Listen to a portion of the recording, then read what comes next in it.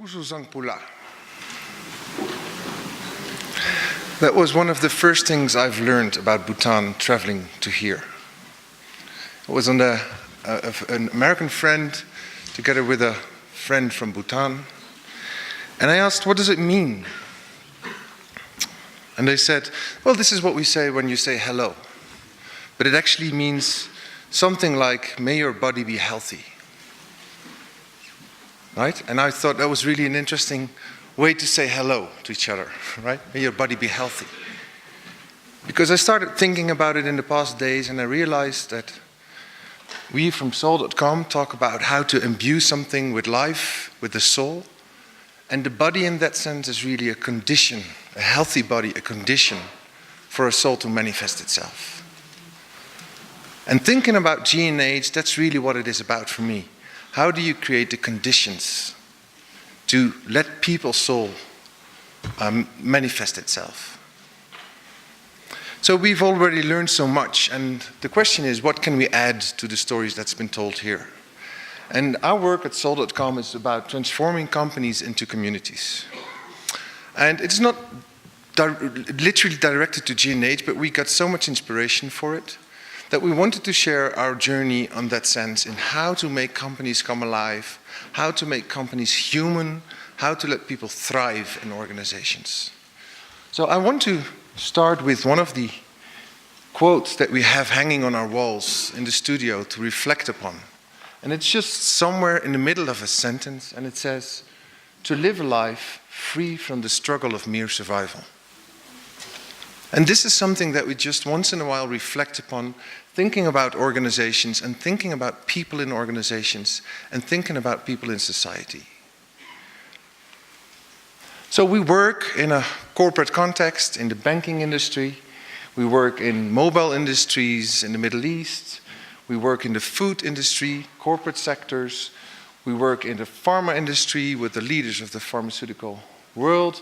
But we also work with students in education and challengers of the apparel industry who really want to promote sustainable ways of using apparel. And these are just a set of contexts that we work with. So our knowledge is not from an academical study. Our knowledge is derived from others that we are inspired by, like the quote that you just read, and about the practice, 22 years of practice. And I wanted to highlight one of the other elements that inspires us on a day-to-day basis. And this is a quote from Mr. Buckminster Fuller. And he says, it was published in a book in '67, and he says, we are called to be the architects of the future, not its victims. The challenge is to make the world work for 100% of humanity in the shortest possible time, with spontaneous cooperation and without ecological damage or disadvantage of anyone. And this is something that inspires me on a day-to-day basis, to make the world work for 100% of humanity. There is no company in and out in this statement, right? There's just full inclusion.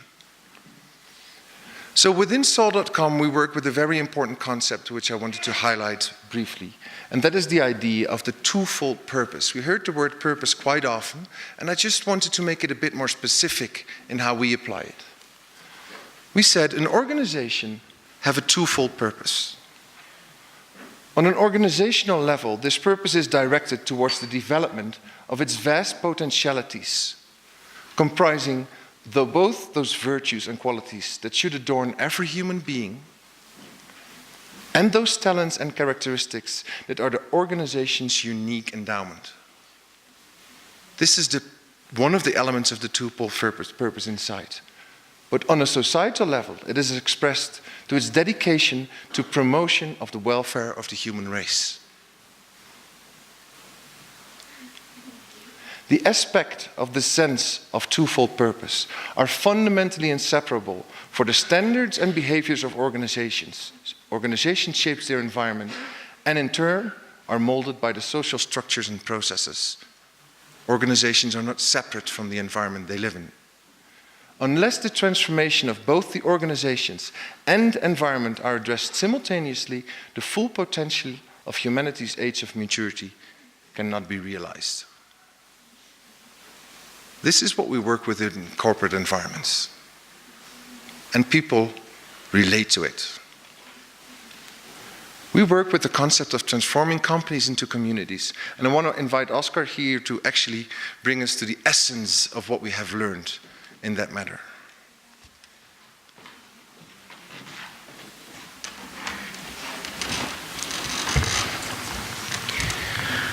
Good morning, friends.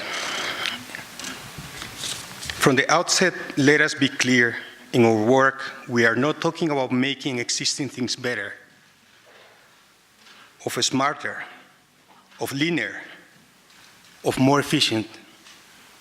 The process of striving for excellence should be a part of any human endeavors, be it individual or collectively level. In order to improve organizations, there are very good programs and practices that have been developed and that could be applied according to the needs of the companies. We are inspired by the words of Buckminster Fuller. You can never change reality by fighting the existing systems. Instead, make new models that make the old ones obsolete. Our work, therefore, is to create new structures and processes in organizations that are based in more accurate reading of reality of men. We do not view human beings as the Homo economicus, who is driven by self-interest and material gain alone. Instead, we recognize the power of the human spirit to love, to learn, to cooperate, and to serve. We see each human being as a potential participant in building a just and prosperous world.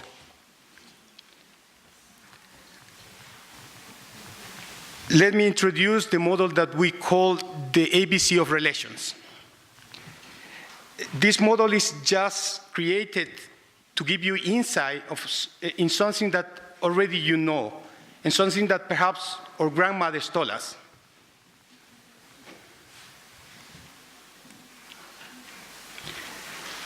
We said that trust is something that we use a sentence, the quality of the relation defines the quality of the outcomes.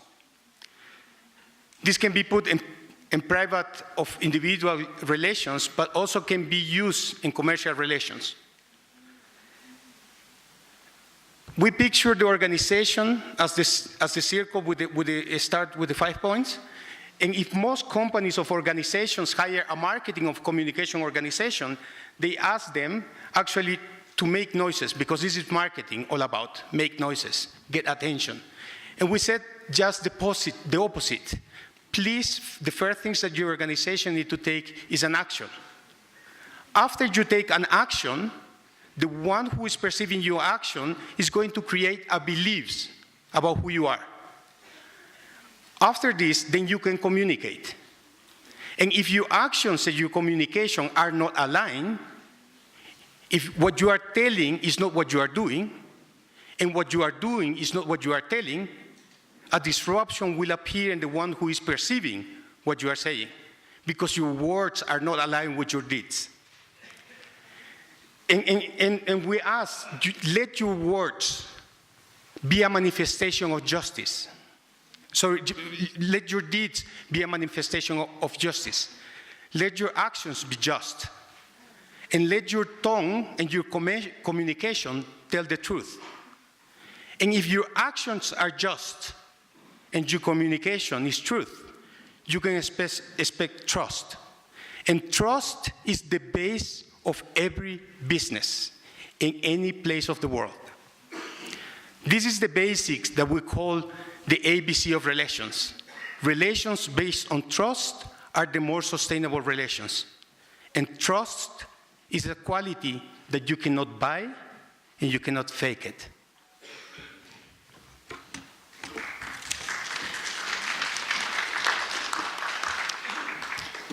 Thank you, Oscar. And when I said this is really, according to us, the essence of the work, it is because the work doesn't come by by designing models and designing structures and coming up with ideas, how much that is needed.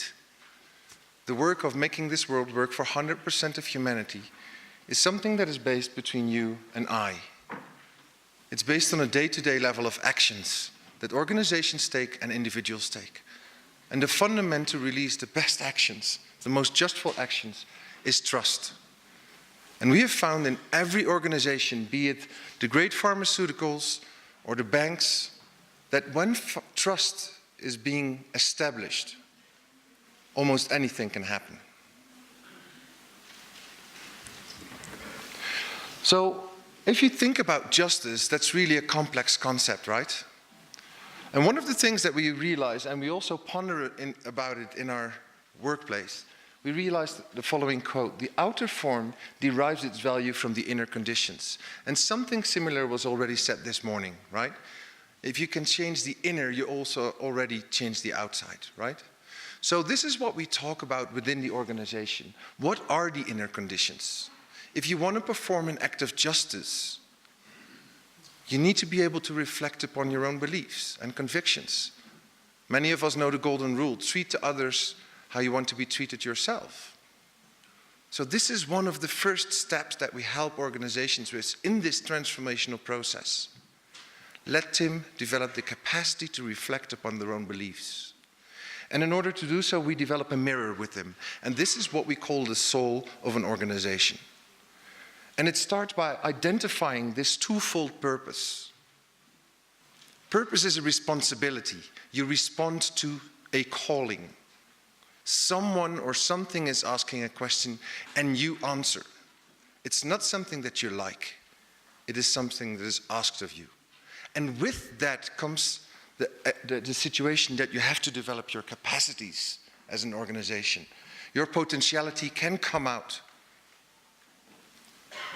The second element that is crucial to discuss if you want to develop this framework for just actions is an insight into the value system. And with that, we're not just referring to beautiful words, but we're referring to the real behavior of people.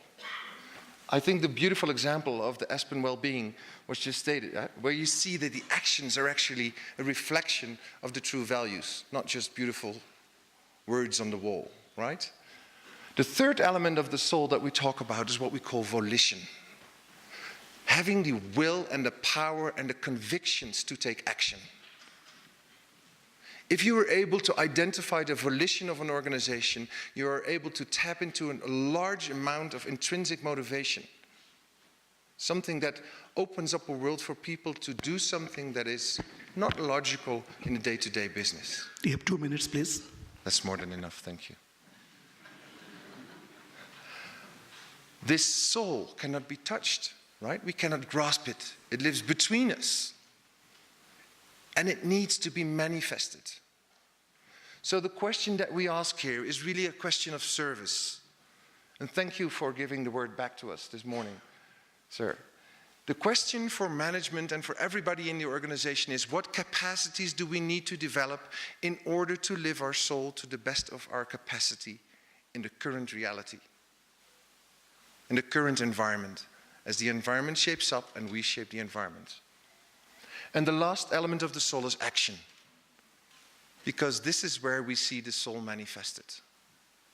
Without actions, it is thoughts, ideas.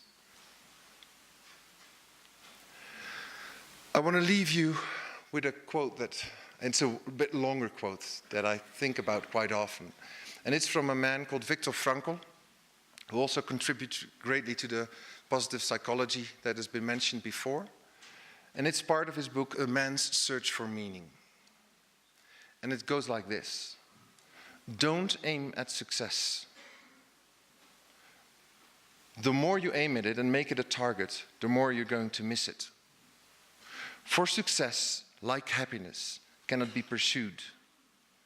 It must ensue.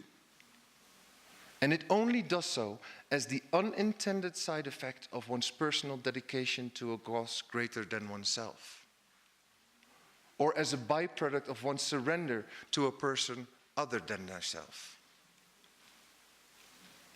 Happiness must happen.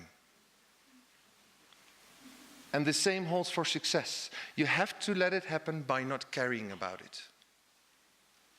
I want you to listen to what your conscience commands you to do and go on to carry it out to the best of your knowledge. Then you will live to see that in the long